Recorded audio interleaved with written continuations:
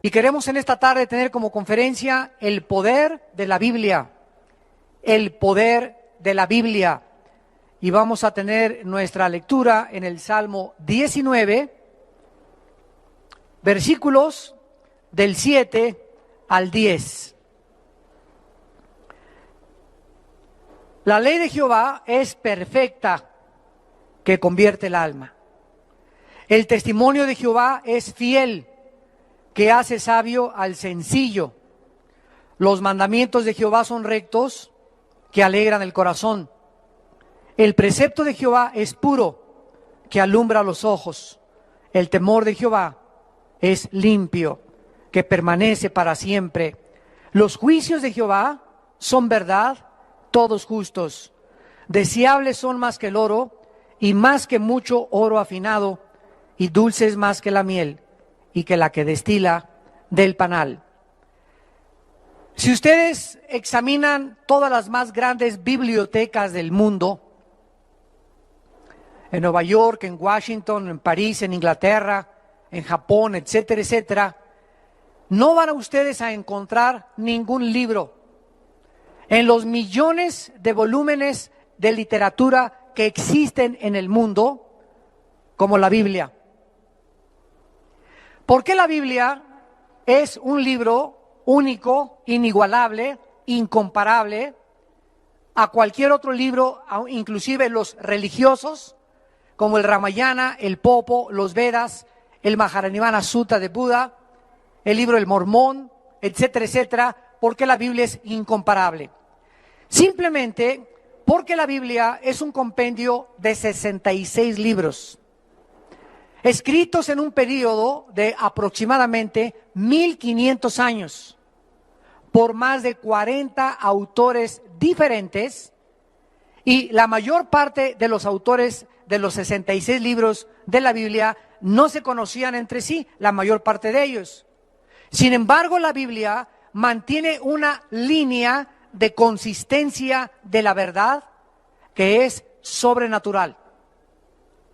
Aparte de esto, la Biblia es el libro más antiguo de la humanidad en registros científicos, arqueológicos, antropológicos, geológicos, astronómicos, biológicos, psicológicos, genéticos, etcétera, etcétera.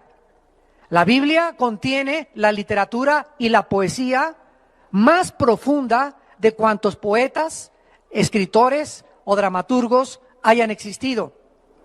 Y la Biblia además es el único libro que contiene verdades absolutas. Todos los demás libros que tú puedas leer contienen verdades relativas. La Biblia contiene la revelación de la mente de Dios a la mente humana. La Biblia contiene las verdades más profundas que el ser humano pueda necesitar para saber y contestar las tres preguntas que ni la filosofía, ni la religión, ni la ciencia te pueden contestar. La Biblia es el único libro que nos dice de dónde venimos, quiénes somos y a dónde nos dirigimos. La ciencia jamás podrá decirnos el origen, porque para que sea científico tiene que ser repetitivo. La ciencia jamás nos podrá llevar al pasado y decirnos la Tierra se inició o comenzó, o el origen de la vida o el origen del universo fue así. La ciencia solo puede hipotetizar, especular, filosofar, divagar en diferentes presuposiciones filosóficas, porque la ciencia se ocupa solamente de la observación. A través de los fenómenos alrededor, los mete a un tubo de ensayo, analiza de lo que observa. La ciencia no puede remontarnos al pasado, porque para que sea científico tiene que ser repetitivo. La Biblia es el único libro que nos dice el origen del universo, cómo se originaron todas las cosas, cómo se originó el ser humano. Y como la ciencia no puede penetrar en el pasado, la ciencia ha inventado la famosa teoría del Big Bang, que venimos de los changos, que somos el resultado de una selección natural, de un proceso evolutivo, etcétera, etcétera. Los científicos también inventan. Entonces no significa el que sean teorías que sean científicas. Dentro de la historia de la literatura y la filosofía, repito, no hay nada que se pueda comparar a la Biblia. Nadie hasta el siglo XXI en que vivimos nosotros, ningún dramaturgo, ningún escritor, ningún filósofo, ningún presidente, ningún estadista, nadie se ha atrevido a decir hasta este momento, este libro es mejor que la Biblia. Tú dile a tu maestro, a cualquier persona rétala a que te muestre un libro que supere a la Biblia. En literatura, en poesía, en historia, en geografía, en ciencia, en revelación, en profecía, etcétera, etcétera. Oigamos algunos comentarios de grandes hombres de la Biblia. San Agustín de Hipona dijo: para todas las enfermedades del alma, las Sagradas Escrituras ofrecen el único remedio. Ama las Sagradas Escrituras y te amará la sabiduría. Hegel, el filósofo alemán, escribió: para el cristiano, la Biblia es la que toca todas las fibras de su corazón e imparte firmeza en sus convicciones. Yo, aunque no soy cristiano, no he encontrado profundidad de pensamientos y filosofía como en las Sagradas Escrituras. Abraham Lincoln, presidente en Estados Unidos, escribió en su diario: creo firmemente que la Biblia es el mejor libro que ha existido y que existe y que existirá. Es el don más grande que Dios le ha dado a la humanidad. Todo el bien que emana de la persona del Salvador Jesucristo se nos comunica a través de las páginas de las Sagradas Escrituras. George Washington, el primer presidente de Estados Unidos, dijo en su primer discurso en Washington: es imposible que un gobernante se atreva a gobernar sin tomar en cuenta a Dios y a las Sagradas Escrituras.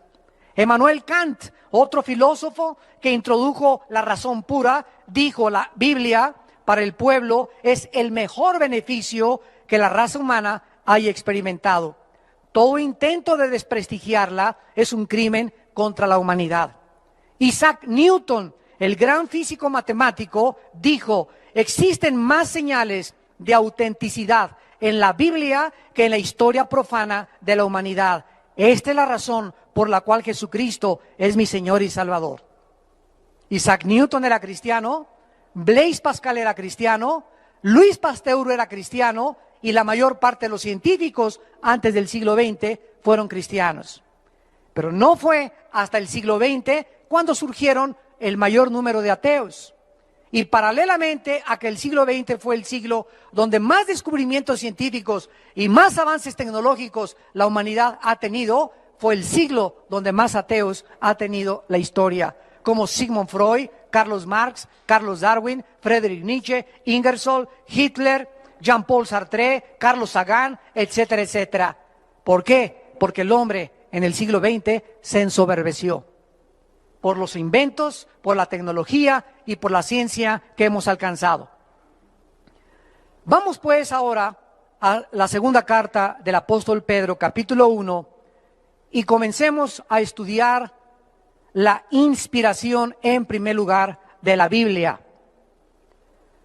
Porque la Biblia, damas y caballeros, no es un libro que haya sido escrito por la voluntad humana. Síganme con mucho cuidado. Los escritores de la Biblia como Moisés, David, el apóstol Pedro, Lucas, el apóstol Juan, el apóstol Pablo, no tomaron libros o pergaminos y comenzaron a escribir de su imaginación o lo que ellos creían, sino que cuando juntamos los 66 libros de la Biblia, escritos en un periodo de 1500 años, donde la mayor parte de los autores eran pescadores, obreros, carpinteros, reyes, estadistas, profetas, y casi ninguno se conoció entre ellos, encontramos que todos ellos hablan de lo mismo. Que la consistencia de sus pensamientos es como si alguien los hubiera dirigido para que el tema central de sus pensamientos fuera la persona del Hijo de Dios. Porque desde el Génesis hasta el Apocalipsis, el mensaje central de la Biblia es la persona de Jesucristo. El plan de Dios para la salvación en el Cordero de Dios que quitó el pecado del mundo. La Biblia entonces no es un libro que se pueda interpretar privadamente. Esta es la razón por la cual existen las sectas. ¿Qué es una secta? Un grupo determinado de personas que tienen un líder y que el líder lee Apocalipsis y dice, no, yo creo que estas cabezas son las cabezas del chupacabras. O no, yo creo que estos, los 7 espíritus significan las 7 demonios que salieron no sé de dónde. Y pues yo creo que esto significa aquello y el otro. Y cuando la gente comienza a interpretar la Biblia de acuerdo a lo que yo creo, a lo que yo me imagino, es cuando comenzamos a proferir herejías. Cuando comenzamos a salirnos totalmente del camino y por eso se forman las sectas. Por ejemplo, ahorita en Puerto Rico hay un hombre que se llama José Luis Miranda y que dice que es el anticristo. 100,000 personas se han marcado ya con el símbolo del 666. ¿Quieren ustedes ver esto? Métanse a internet en la página creciendoenlagracia.com. Creciendoenlagracia.com. Ahí sale este hombre, sus mensajes. Nada más que no le vayan a mandar cartas, No se queden ahí. Y ahí vas a ver cómo se está marcando la gente de su iglesia. Más de 100,000 personas. ¿Cómo puede la gente creerle que esa persona diga que él es el anticristo? Que no existe la verdad, que no existe el infierno, que no existe el cielo, que no existe el pecado. Todo esto, ¿por qué? Porque la Biblia la interpretaron privadamente. Y en 2 de Pedro capítulo 1, versículo 19 al 21, el apóstol Pedro nos lo explica. 2 de Pedro capítulo 1, versículo 19. Tenemos también la palabra profética más segura, a la cual hacéis bien en estar atentos como a una antorcha que alumbra en lugar oscuro, hasta que el día esclarezca y el lucero de la mañana salga en vuestros corazones. En primer lugar, se nos explica que en medio de tantas tinieblas, de tantas filosofías, de tantas sectas, de tantos falsos profetas y de tantos falsos líderes religiosos, la única luz es la Biblia. Haríamos bien en estar atentos a la Biblia hasta que el día esclarezca. ¿Cuándo es este día? Cuando Jesucristo regrese por segunda vez.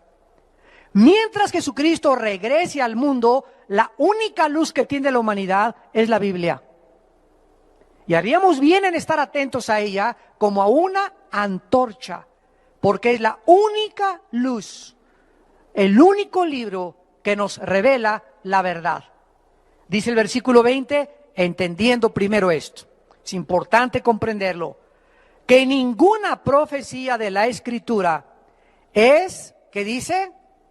De interpretación privada. No hay nada que podamos tomar de la Biblia y yo interpretarlo a mi manera, porque nunca la profecía fue traída, aquí está, por voluntad humana. Entonces, ¿cómo fue escrita la Biblia? Los santos hombres de Dios hablaron siendo inspirados por el Espíritu Santo. La Biblia, pues, es un libro inspirado por Dios. La palabra inspirado significa dentro, soplar. Entonces, cuando hablamos nosotros de inspiración, estamos hablando que Dios sopló en Pedro, sopló en David, sopló en las personas que estaban escribiendo los libros, sus pensamientos de Él, de Dios. Por ejemplo, David escribió el Salmo 22 y comienza David en el Salmo 22, Dios mío, ¿por qué me has desamparado? Él no sabía que estaba escribiendo lo que 1000 años después en la cruz Cristo iba a expresar antes de morir. Lama sabactani, ¿por qué me has desamparado? Y continúa el Salmo 22, horadaron mis manos y mis pies, sobre mi ropa echaron suertes, mi corazón fue derretido como la cera. Comienza David a describir 1000 años antes de la crucifixión de Cristo. El profeta Isaías comienza a escribir: porque un niño nos es nacido y su principado sobre su hombro y su nombre se llamará Emmanuel, príncipe de paz, etcétera, etcétera. Estaba describiendo el carácter y los nombres del Hijo de Dios. Miqueas comienza a escribir en el capítulo 5: porque tú, Belén Éfrata, la más pequeña de ser las aldeas de Judá, de ti saldrá el Salvador. ¿Cómo supo 650 años antes Isaías que en Belén iba a nacer el Mesías? Cuando nos introducimos en las profecías bíblicas, lo vamos a ver en unos momentos, nos damos cuenta que no hay otro libro que haya anunciado que iban a ser Buda,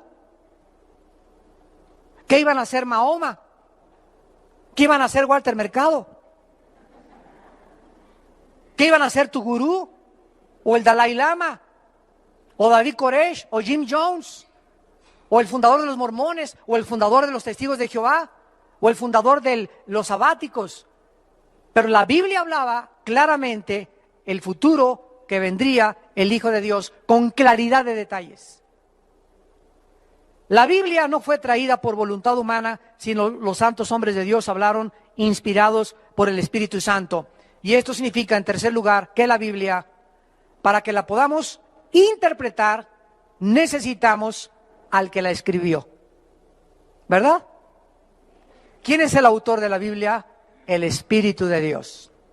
Entonces, si yo vengo a la Biblia, aunque yo sea físico, matemático, literato, dramaturgo, doctorado en ciencias políticas, doctorado con 3 o 4 títulos académicos, soy muy inteligente y tengo 3 premios Nobel inclusive, de medicina o de astronomía o de ciencia o de matemáticas o lo que sea. Cuando yo vengo a la Biblia y no tengo dentro de mí al autor de la Biblia, al Espíritu Santo, mi inteligencia humana no me sirve. Porque comienza a chocar con algo que no es de los hombres. Son pensamientos tan elevados que para mi mente es locura. Vayamos a 1 Corintios 2. 1 Corintios capítulo 2.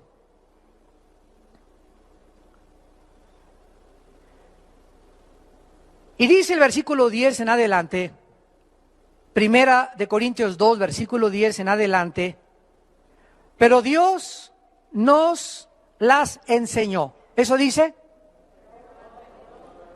La Biblia se revela. La Biblia viene a la mente humana por revelación.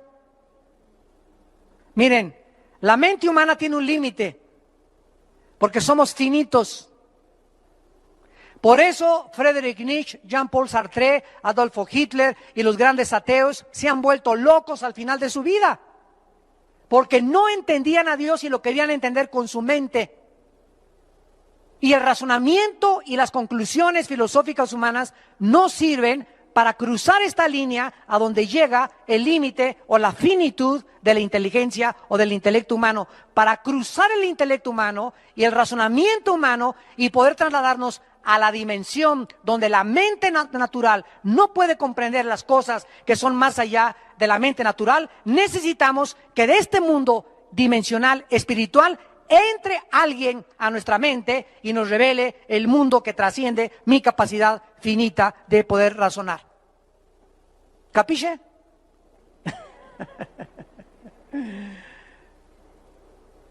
Necesitamos que el Espíritu Santo entre a nuestra vida y el Espíritu Santo nos las revela. Todo es por revelación.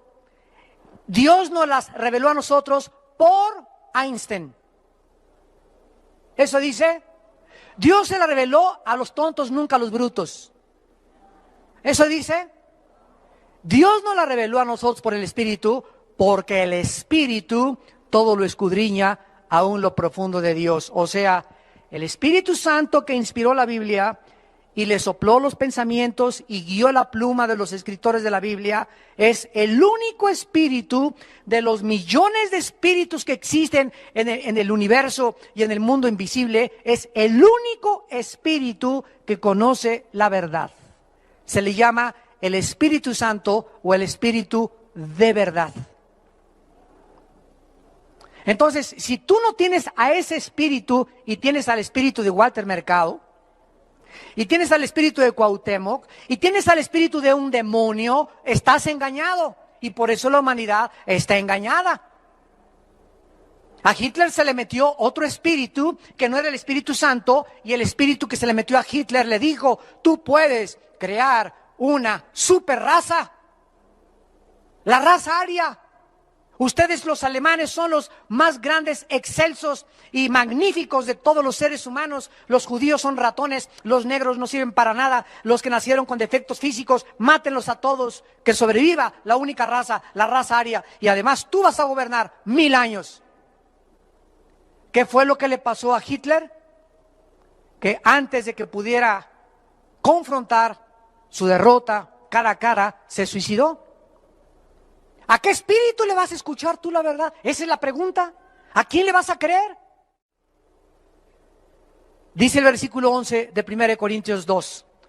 Porque ¿quién de los hombres sabe las cosas del hombre, sino el espíritu del hombre que está en él? Así tampoco nadie conoció, ni conoce, ni conocerá las cosas de Dios, sino el Espíritu de Dios. Este fue el grave error del doctor psicólogo, padre de la psicología, Sigmund Freud. Este hombre, igual de niño, sus papás le enseñaron la Biblia. Y comenzó Freud en su juventud a rechazar la Biblia. Y comenzó a creer que en sus pensamientos se encontraba la verdad. Y comenzó a interesarse en la conducta del ser humano. Entonces comenzó a hacer experimentos con personas enfermas de neurastenia. Y Sigmund Freud dijo: he descubierto que el ser humano tiene una mente inconsciente, un subconsciente y una mente que no se puede penetrar más que a través del inconsciente. Entonces comenzó a usar el hipnotismo para que la mente consciente pasara al nivel del inconsciente y se formara en el subconsciente los problemas que él creía que conscientemente desarrollaba la conducta normal. Y cuando Freud comenzó a meterse a la psique, a la mente humana, trató él de componerla en el estado inconsciente, o sea, hipnotizados, trató de sanarlos. Y comenzó a darse cuenta que sus experimentos fracasaban y fracasaban y fracasaban. Atribuyó la mayor parte de los problemas a la sexualidad infantil, y su esposa dice que a la 1 o 2 de la mañana se levantaba empapado en sudor, gritando. El padre de la psicología era un neurótico, neurasténico, psicótico, y gritaba que tenía apariciones y que se le aparecía hasta el chamuco de Tepoztlán ahí enfrente de su recámara. Y así murió en esa neurosis, porque rechazó la palabra de Dios. Si hubiera leído 1 Corintios 2:11, hubiera descubierto que el problema humano no está en la psique. Pero él se creyó Dios para conocer al ser humano, y solo la Biblia nos revela que somos un espíritu. Tenemos un alma y vivimos dentro de un cuerpo, porque solo el Creador nos puede decir y revelar de qué estamos hechos. Si tú tienes un carro Volkswagen, no vayas a la Ford a preguntarles cómo hicieron el Volkswagen, porque ellos no van a saber. Si quieres saber cómo hicieron el Volkswagen, pregúntale a los que diseñaron, a Fernando Porsche, que fue el primero que diseñó los Porsche y los Volkswagen en 1942 en Alemania.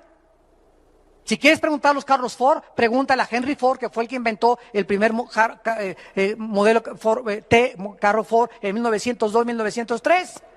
Si tienes dolor de muelas, no vayas con el ginecólogo. Y si tienes un problema mental, no vayas con el psiquiatra ni con el psicólogo, ven con Dios. Porque el problema no está en tu mente, es más profundo que la mente, trasciende la mente, está en algo que nadie conoce más que Dios, y se llama el Espíritu. Y dice aquí el versículo 11, ¿quién de los hombres le sabe las cosas del Espíritu? Nadie. ¿Cómo podemos introducirnos al Espíritu de una persona cuando ni siquiera conozco mi propia personalidad? Entonces yo tengo que preguntarle al Creador, al que nos hizo, Señor, ¿qué problemas hay? ¿Por qué pienso así? ¿Por qué me comporto así? ¿Qué solución hay? ¿Qué medicina hay? Los hombres no tenemos la solución para nuestros problemas. La solución y el remedio viene de Dios, de nuestro Creador. He venido, dijo Cristo, a sanar a los quebrantados de corazón, a darle vista a los ciegos, a sanar a los enfermos, a los contritos de espíritus y a los quebrantados. Yo amo, dice el Señor. Y dice el versículo 12, y nosotros, aleluya, gloria a Dios, no hemos recibido el espíritu del mundo, sino el espíritu que proviene de Dios, para que sepamos lo que Dios nos ha concedido. ¿Qué espíritu tienes tú que me estás escuchando? No hay en tu vida, escúchame. Cualquiera de ustedes que haya venido en esta mañana, quiero decirles algo, no hay en tu vida más que uno u otro espíritu. O tienes el espíritu del mundo y piensas como el mundo y oyes al mundo y actúas como el mundo y le crees al mundo, o tienes el espíritu de Dios y oyes a Dios y sigues a Dios, porque Jesús dijo, mis ovejas oyen mi voz y me siguen.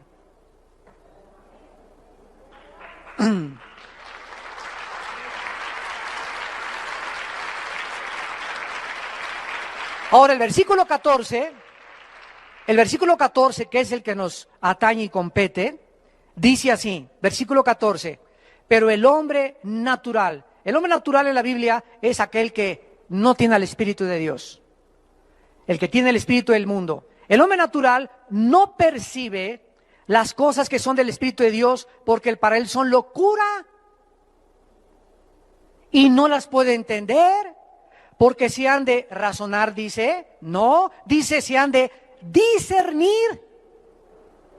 Y por eso escuchas tú en la televisión y en Discovery Channel y en History Channel y los comentaristas en televisión y aquí la Biblia. Yo no entiendo cómo puede un Dios justo mandar matar a los cananeos, y esto es una contradicción, y aquí la Biblia yo no entiendo que el infierno, y comienzan a tratar de atacarla, agredirla, porque el hombre agrede y ataca lo que no entiende. ¿Por qué no la entienden? Porque no tienen al Espíritu de Dios. Y creen que con su mente intelectual y sus conocimientos científicos y literarios pueden ellos interpretar y conocer los pensamientos de Dios. Pero para ellos es locura, porque las cosas de la Biblia no se razonan, se tienen que discernir. Escribe la palabra discernir. Significa distinguir entre la luz y las tinieblas. Discernir significa distinguir, es una capacidad espiritual para poder distinguir entre el bien y entre el mal, entre la luz y las tinieblas, entre la verdad y entre el error. Entonces llega una persona y te dice, yo soy homosexual. ¿Y qué? Gobierno, respeten mis derechos, háganme una ley por favor para que me pueda casar con Pepe. Y el gobierno, híjole, aquí la mayoría, y ya son como 10,000, ¿verdad? En México, y si hay votos vamos a tener que contar con ellos, vamos a modificar esto porque nos conviene arreglar esto. Y comienzan a legislar cosas que van en contra de la moral de Dios.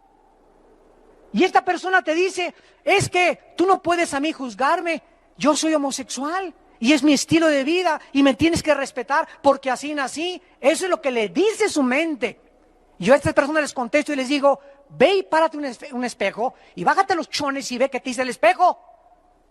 ¿Y qué te va a decir el espejo? Que eres hombre. Entonces fíjate, el espejo te dice un mensaje, eres hombre. La mente te dice que eres mujer. ¿A quién le vas a creer? ¿A la realidad o a la irrealidad de tu mente? La mente te engañó por un demonio que te hizo creer que eres mujer. Dile al demonio, no es cierto, soy un hombre. El espejo me dice que soy hijo de Sansón.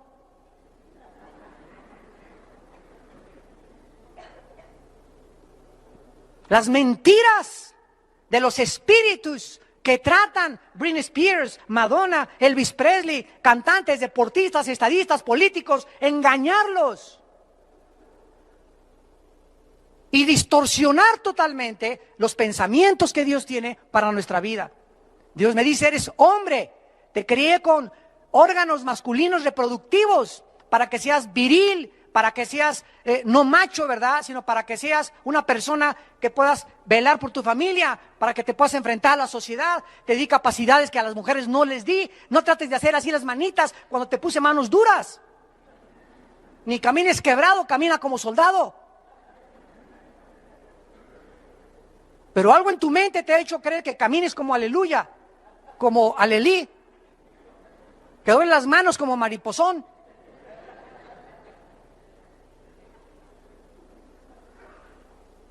La Biblia no es de interpretación privada, la Biblia tiene que ser interpretada por el Espíritu Santo, porque los 66 libros de la Biblia forman un compendio.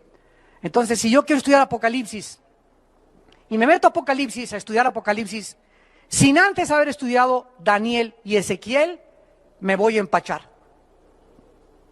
No voy a poder entender ni qué son las trompetas, ni los 7 espíritus de Dios, ni los 7 juicios, ni las 10 cabezas, etcétera, etcétera, porque no es de interpretación privada.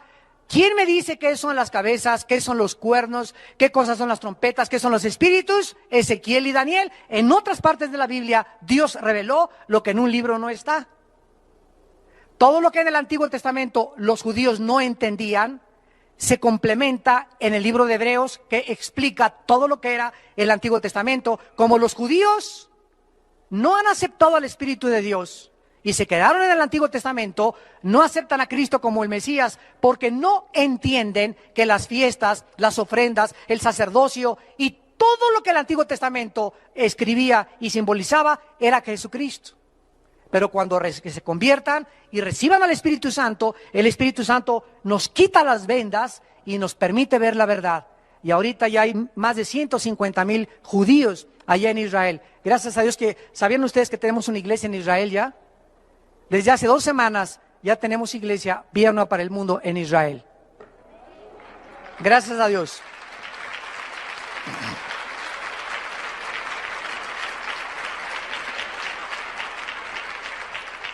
Vayamos a 2 de Timoteo, capítulo 3. 2 de Timoteo, capítulo 3. Ya tenemos a una pareja con 3 hijos y un misionero en Israel sostenidos por Vida Nueva, gracias a Dios. 17 personas ya hay en la iglesia de Vida Nueva en Israel. 2 de Timoteo, capítulo 3, versículo 16 al 17. Segunda de Timoteo 3, 16 al 17. Toda la Escritura, no algunas partes, toda la Escritura es inspirada por Dios.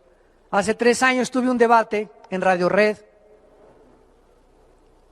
con un hombre llamado Gutiérrez Vivó contra 2 jesuitas. Y pues vieron que entré a la cabina con la Biblia.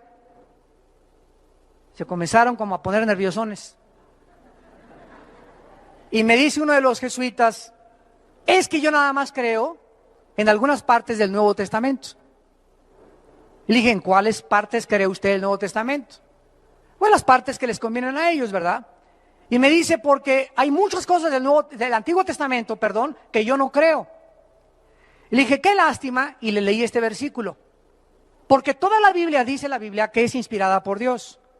Y Jesucristo, cuando vino al mundo, antes de morir, comenzó a caminar con los discípulos por la playa y les dijo, oh insensatos y tardos en entender lo que los salmos, Moisés y los profetas escribieron de mí. Le dije, esto está escrito en el Evangelio de Lucas. Y Cristo está autenticando y está validando el Antiguo Testamento. Entonces, si usted me dice que no cree en el Antiguo Testamento, tampoco cree en Jesucristo, porque Jesucristo dijo que el Antiguo Testamento hablaba de él. La gente habla lo que no sabe. Dice la Biblia que se corrompen como animales irracionales y se ponen a discutir cosas que no entienden y se creen sabios en su propia opinión y profesando ser sabios se hacen necios. Toda la Escritura, dice 2 Timoteo 3, toda la Escritura es inspirada por Dios y útil. Y escuchen para qué Dios nos dejó la Biblia: para enseñar, número 1, 2, para redarguir, 3, para corregirnos, 4, para instruirnos con el propósito de que seamos maduros. Lleguemos o alcancemos la madurez. En primer lugar, la Biblia nos enseña. ¿Qué nos enseña la Biblia? ¿De dónde venimos? ¿Quiénes somos? ¿A dónde nos dirigimos? Nadie más que la Biblia me puede enseñar quién soy, de qué estoy formado, ¿Por qué nací?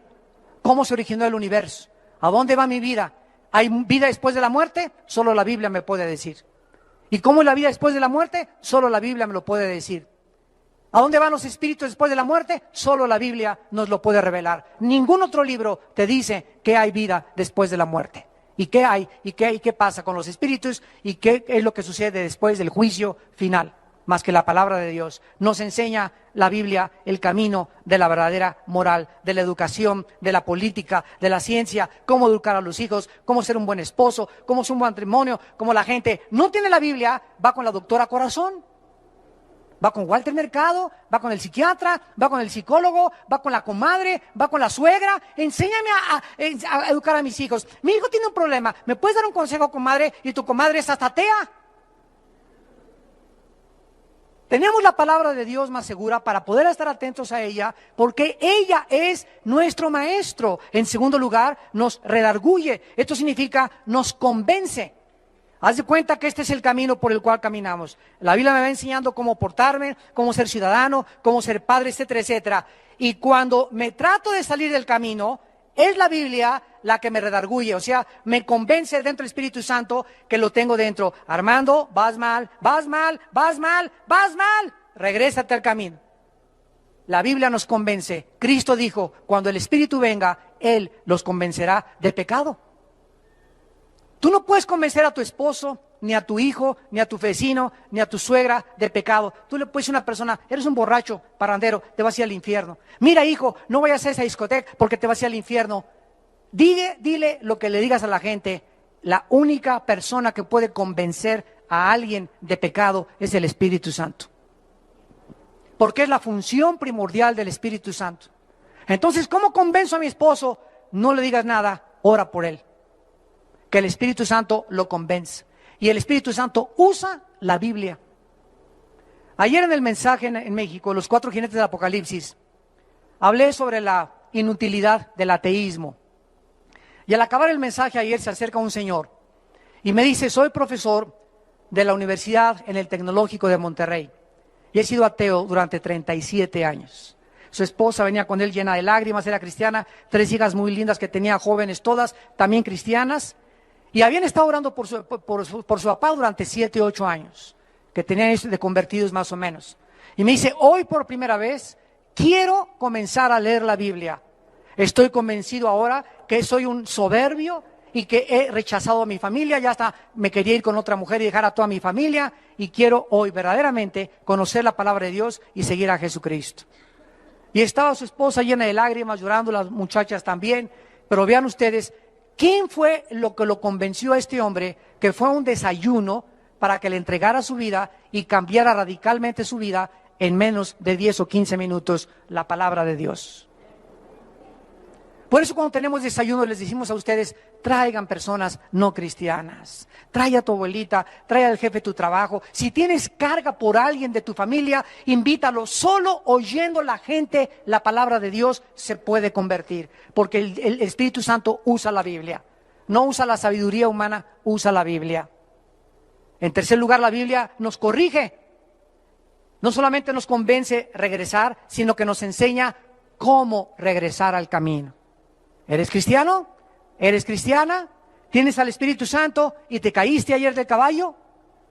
¿Te caíste hace una semana del caballo? ¿Fornicaste con tu novio hace 3 días?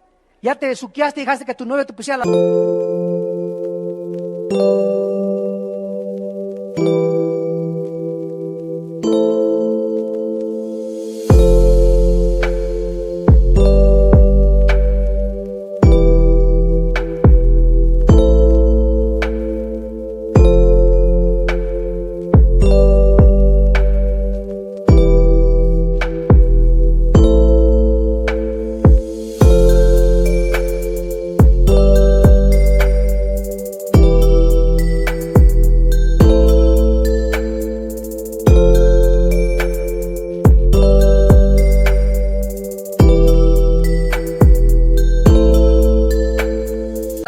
en tu cuerpecito, ya pecaste, ya viste pornografía, la Biblia te dice cómo regresar a Dios. No te quedes llorando ni lamentándole, confiesa tus pecados y la sangre de Cristo nos limpia de todo pecado. No te quedes ahí tirado como Judas, que se pegó un tiro y se suicidó. O digo, perdón, se ahorcó.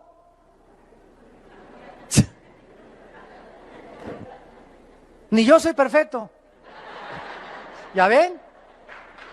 Claro.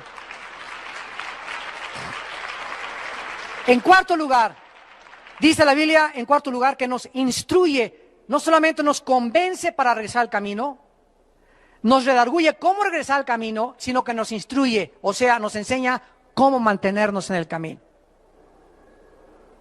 Ya que regresaste, ya que le pediste perdón a Dios, ahora Jesús te dice en esta mañana, no te sueltes de mi mano.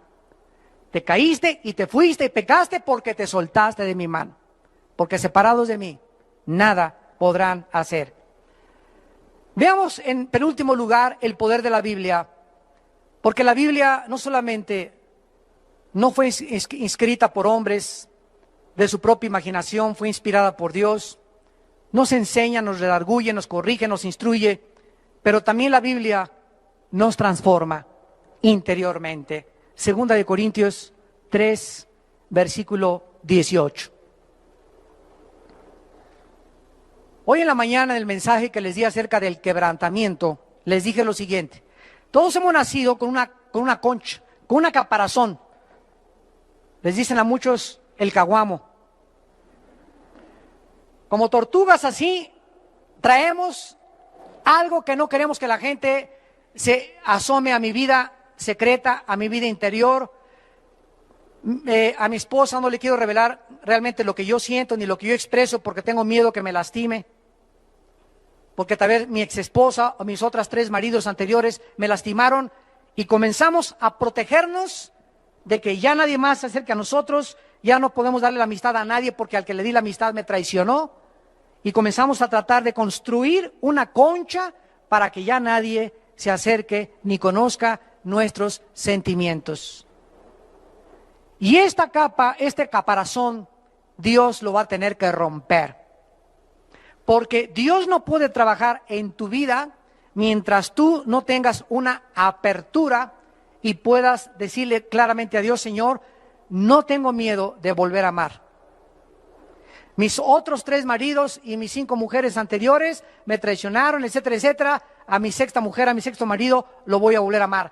Y si él me quiere volver a traicionar, o si ella me quiere volver a ver la cara, es un asunto con ella y contigo, Señor. Pero yo nunca quiero perderme la facultad que tú me has dado de amar.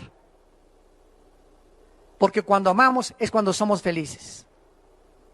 Y el amor no es interesado, el amor no tiene envidia, el amor no es indecoroso, el amor no busca lo suyo, todo lo sufre, todo lo espera, no guarda rencor. Entonces, no necesitas ser feliz si te aman o no te aman. Tú puedes, aunque no eres amado, ser feliz, porque nuestra felicidad no depende del que nos ama, sino de Dios. Y si tú sabes si Dios te ama y la gente no te ama, no dependes para ser feliz de la demás gente. Porque toda la vida serías infeliz, porque estamos rodeados de lobos, de coyotes y de hienas. Y de mazacuatas y cascabeles.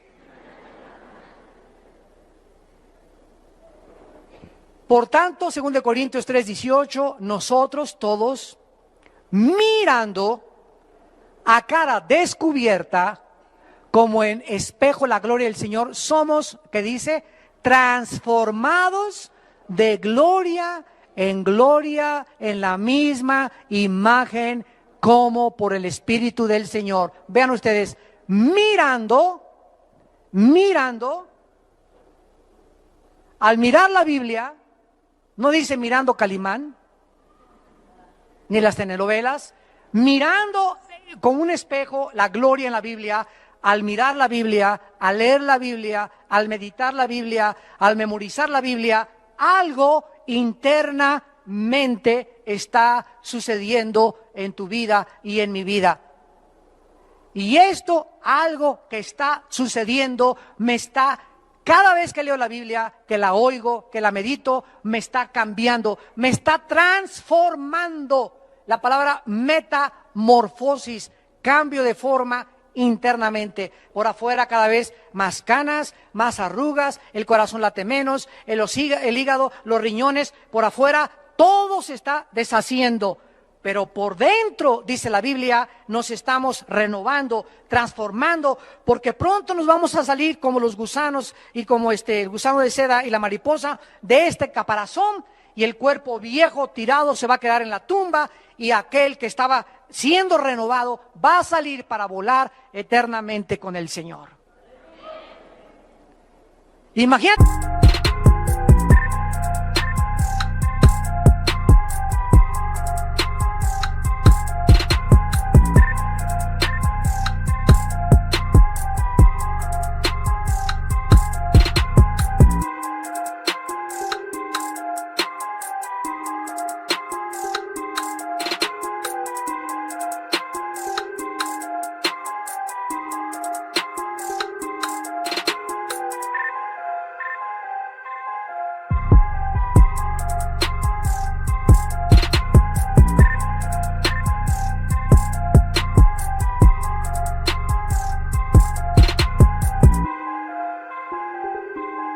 Cuando mueras no puedas ni hacer así, porque nunca transformaste, nunca cambiaste tu vida interior, siempre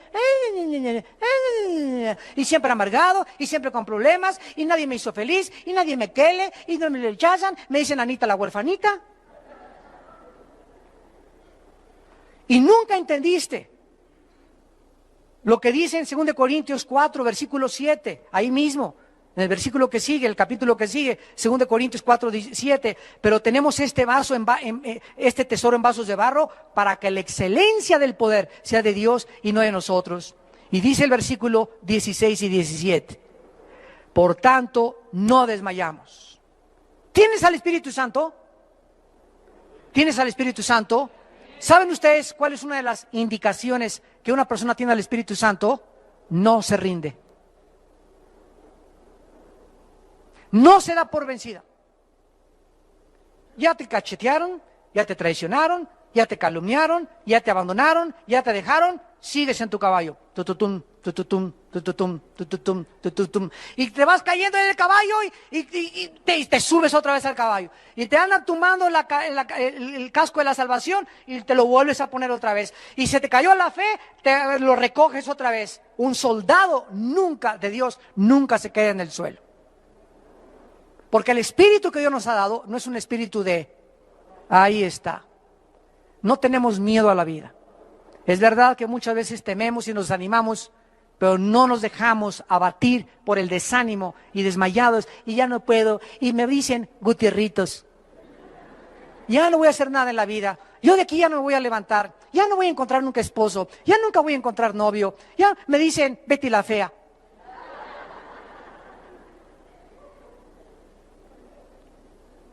Por tanto, no desmayamos. Antes, aunque nuestro hombre exterior se va desgastando, el interior, no obstante, se renueva de día en día, porque esta leve tribulación momentánea produce en nosotros un cada vez más excelente y eterno peso de gloria. Por favor, noten, ¿cómo le llama Pablo a los naufragios, los latigazos, las traiciones, los problemas con las iglesias y todo lo que sufrió? ¿Cómo le llama en el versículo 17?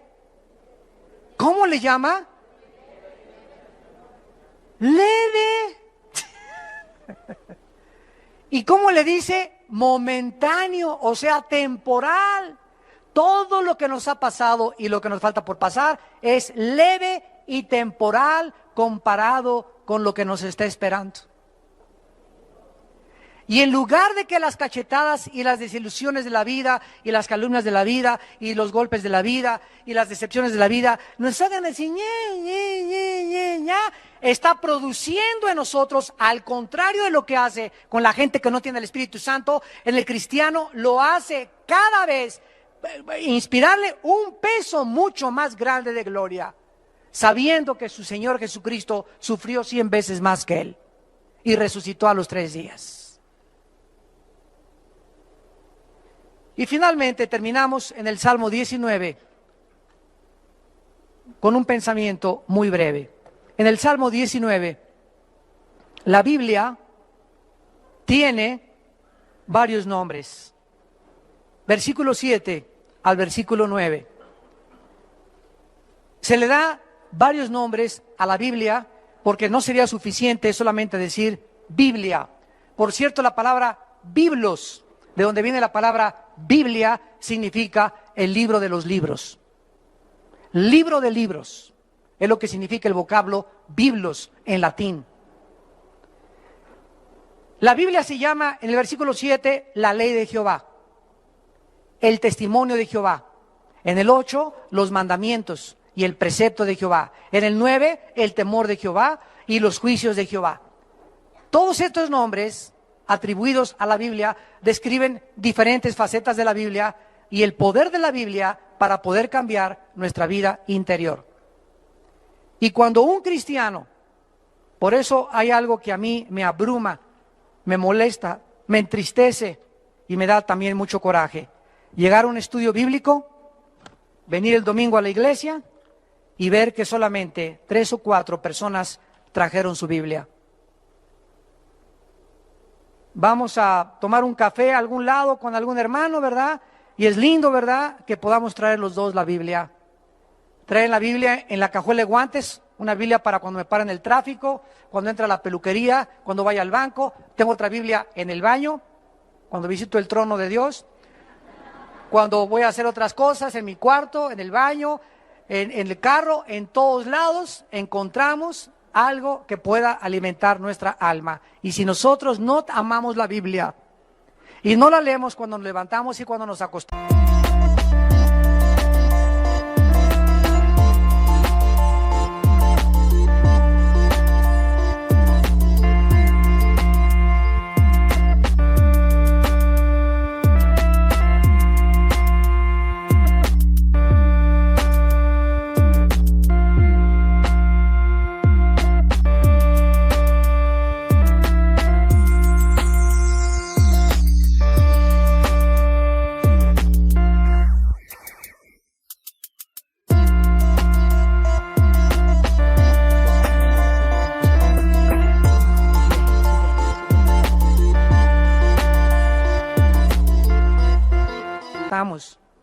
y no le damos a la Biblia la prioridad, con todo el corazón la debemos amar y meditar en ella día y noche, y no la memorizamos.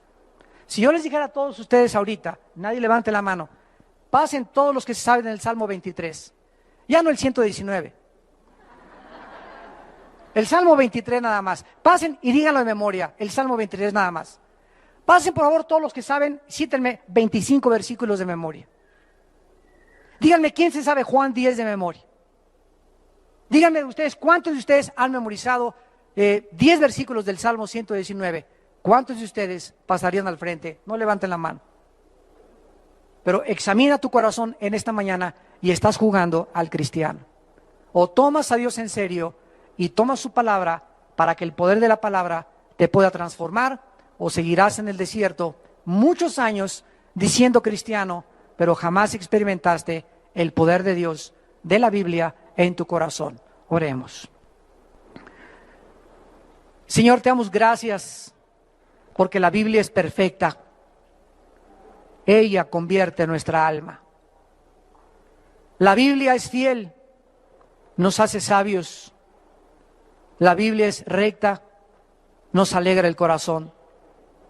La Biblia es pura, no hay nada que la pueda manchar, alumbra nuestros ojos. La Biblia es limpia, siempre permanecerá. La Biblia es verdad, tu palabra es verdad, santifícanos en tu palabra.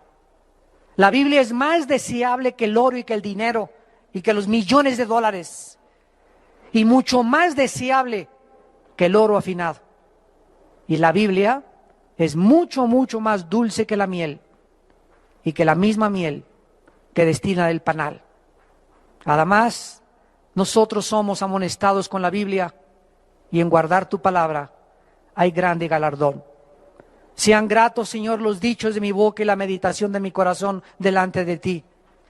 Oh Jehová, roca mía y redentor mío, hazme amar tu palabra más que el oro y más que cualquier cosa en mi vida, porque ella es la que me puede transformar a la imagen de tu Hijo Jesucristo.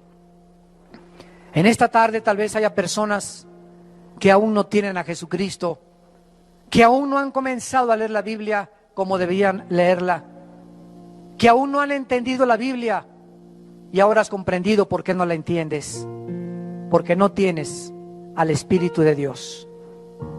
¿Qué tengo que hacer? Me preguntarás esta tarde para yo comenzar a leer la Biblia y entenderla y comenzar a caminar de la mano con Dios y experimentar esa seguridad, ese poder, esa dirección, esa esperanza que mi vida necesita.